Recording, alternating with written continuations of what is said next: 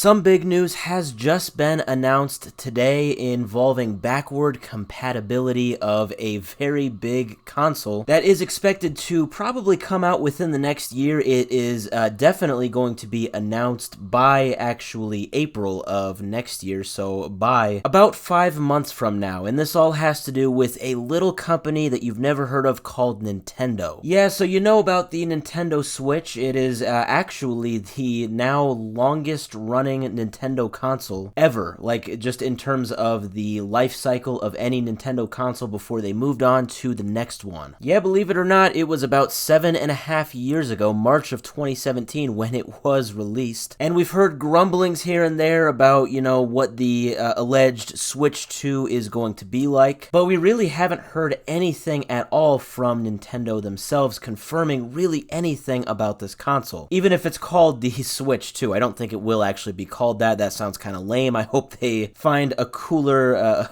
better name. Really, up until now, the only thing we have known is that Nintendo has actually said that they are going to officially announce this next console by the end of their current fiscal year, so that would be by March 31st of next year, 2025. But that has all changed actually today. The Nintendo president, Shuntaro Furukawa, has just made a very big announcement that is just fantastic. There is nothing bad at all about this announcement. This isn't just, a two-sided, a two-edged, double-edged sword. I can't even think about what I'm saying here. This is just like all-around great news. Everybody's gonna love hearing this, and this is actually a two-parter. So the first part is that the next Nintendo console will be backward compatible with the Nintendo Switch. There have been a lot of rumors about that. Will it happen? Will it not happen? A lot of people, I'm sure, have been nervous, wanting to know if it will be backwards compatible, because if it's not, and they ditch their Nintendo Switch console, then there goes all of their actual,